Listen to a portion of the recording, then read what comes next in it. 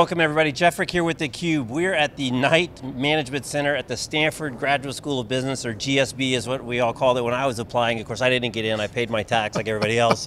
But it's a beautiful day, they had a cool event here really talking about innovation, big social issues around diversity of the workforce and our robots going to take all of our jobs and who's going to lead in the future. So we're really excited to have a really Silicon Valley veteran, Steve Ciesinski, who's now the president of SRI International, also teaching some classes. Steve, great to see you again. It's been a little while since we last crossed paths. Jeff, good to see you. Absolutely. So let's jump into it a little bit on your panel. So you're really talking about leadership, and leadership, that's why these schools were formed back in the day. It's a really important topic of evolving space. We talk about ageism. What do you see from your catbird seat about what's happening in the leadership as we move this economy down the train? So a lot of the talk these days is leadership and innovation. Who's going to be the leader in innovation over the next 20, 25 years? Silicon Valley has kind of had, you know, the core of all of that. This is where the center of innovation is. We have a lot of what we call innovation tourists come from all over the world, spend a few days here, sometimes a couple of weeks here, and expect to go back to their home territories and develop a big innovation center. It doesn't really happen. So we spend a lot of time talking about, is Silicon Valley going to continue? Is it going to be still the center of the universe 20 years from now? Or are there other areas of the world that are going to be taking the lead in this whole area? What we've seen, of course, is that Asia-Pac is really coming on strong. It's no longer, it seems like it's Europe, but it seems like it's more in the area of Chengdu, Shenzhen, Beijing, Shanghai, and China, of course. We now have Japan, who has been very, very good about creating IP, but not very good on innovation and entrepreneurship, but now they're coming along. We have Singapore, who wants to be a leader in this whole area. And so these are the newfound growth areas where venture capital is moving in. There are great universities, research centers, and entrepreneurship happening. And we seem to think, or at least I seem to think, that that's an area that is going to take strong leadership as time moves on.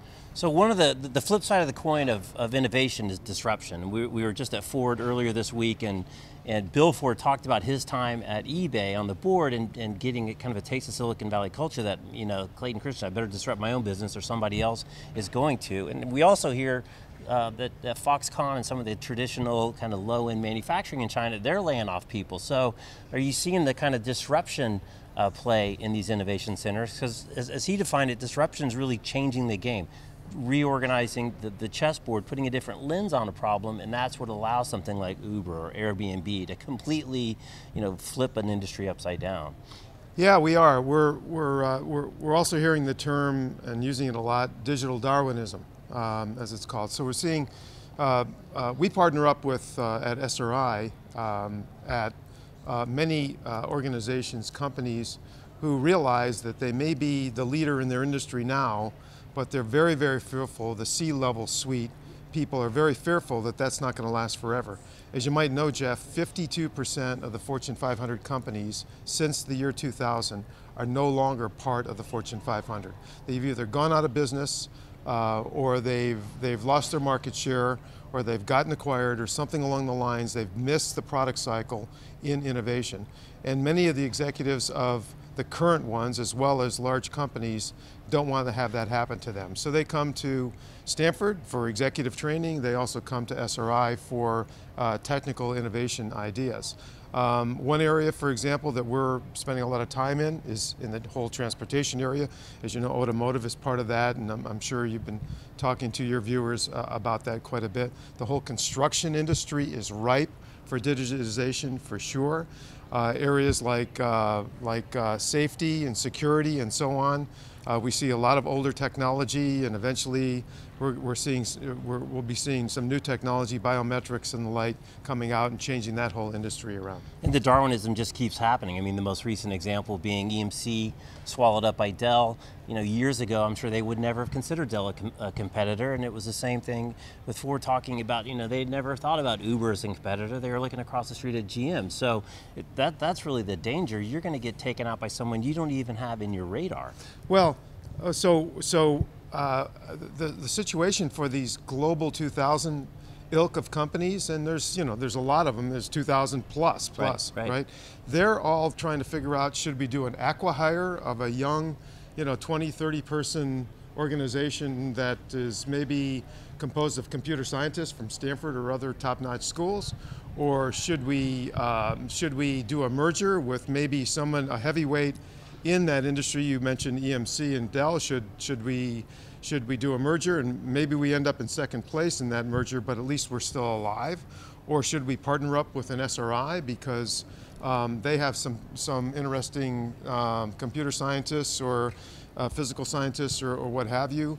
Or should we try to do it ourselves? And more we're finding are not able to do it themselves because the technologies have changed so rapidly. They don't have, their scientists are not with it in terms of what's really happening now. Right, and this whole concept of co-opetition, which I don't know if it was founded here in the Valley, but it's certainly very aggressive, where you're competing and partnering with the same company through different departments, and that's just the way that business gets done. Very different than the old days, where it was me versus you in a zero-sum game. Well, I think that's been a hallmark of Silicon Valley for actually quite a while. We talked about it in actually a number of our panels today around the openness that Silicon Valley has had amongst startup companies. And you're a startup executive, I'm a startup executive, maybe in the same or similar industries. So you and I have coffee together, we're sharing information, we're guarded, but we're still sharing information. You walk away with benefits, I walk away with benefits, and both of us have minimal costs involved. Right. I think that is starting to spread around more, where it used to be, as you mentioned, old line industries were very, very closed-mouthed about what they're doing, and now people are sharing more about things. Right. So give us a quick update on SRI. It's been around for a long time. It's kind of mysterious over off middle field. A lot of research, a lot of hardcore technology. So for people that aren't familiar with SRI or kind of what you're doing today, what are some of the things you can share? Sure, a little snippet about SRI. We're celebrating 70 years in business this year. We were founded in 1946 by Stanford University as a Stanford Research Institute. Changed our name in 1970 and became an independent, not-for-profit organization. We're now almost 2,000 people strong, 20 locations across the US and internationally. We do about $500 million a year in contracted research, including our subsidiaries. What we're known for is, of course, our innovations. We're the first connection to the internet. The folks, Doug Engelbart and others, invented the computer mouse. We actually helped Walt Disney out with his selection of Disneyland in Anaheim. So people think we do everything from the computer mouse to Mickey Mouse. That's a good range. I don't know whether that's a good joke or a bad joke. That's a good one. No, I like it. Of course, we're known for Siri. Siri was spun out of SRI. A lot of people use Siri these days as part of the iPhone, but it was spun out as an independent company, snapped up by Steve Jobs before he passed on. Intuitive Surgical, which is the Da Vinci robotic surgical device. In fact, robots and robotic technology has been something that we've been focused in on for quite some time. We spin out robotic companies just in the last year and a half, there have been something like 5 or 6 robotic companies that we have spun out. One of which is sort of interesting. It's called Superflex. It is an exosuit. You've heard of exoskeletons, right. And so forth. We watched Aliens. We know the drill. So exosuits are not very noticeable. They almost look like normal suits, but they've got actuators, batteries, lots of technology, software, and so on that help elderly walk around, that help kids with muscular dystrophy and other disabilities get by and be able to actually walk by themselves and so on. And eventually our technology, this company will also have the ability for high caliber athletes and weekend warriors like you and me get therapy even quicker. So lots of different applications. So the whole idea behind SRI is to do good for society as a not-for-profit, to make the world a better place to live in, more productive, healthier, better educated, and so on. You must love your weekly updates from the team leads. I'm like a kid in a candy shop. I walk into SRI, nearly every day, and I can walk into any lab. I can talk to any researcher. It's every day at SRI is a good day, and I love to do speeches on behalf of SRI representing our great research that's going on, because Yeah, you know, we have a 200-person strong education group. We have a biosciences group, first cure for malaria. We're doing a lot of work on infectious diseases. So I can talk for a long, long time, much more time than you have, Jeff. Well, we'll have a follow-up, but Okay. if I let you go without talking about another institution that I know you're very proud of and also like to talk about, and my boss Dave Valente would be very upset with me, is Union College. I know you guys share that as alma mater.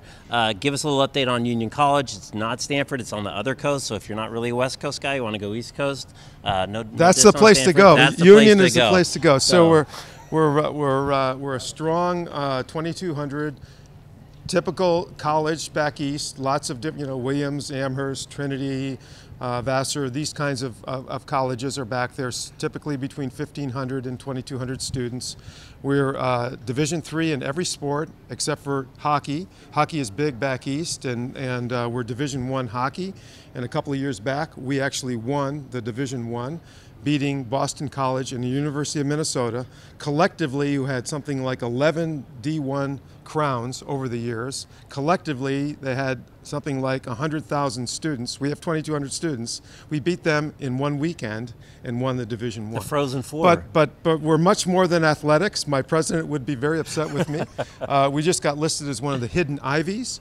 We're a very talented group of engineering, about 15%, and liberal arts, about 85%. So thanks very much, Jeff, for asking me about Union. It's one of my favorite topics to talk about. And we'll have a follow-up at SRI. I'd love to come over, bring the crew, you know, peek in on some of those projects. Plan for a long time. Plan for a long time. We'll be there There's for all weekend. lot to talk about there. All right.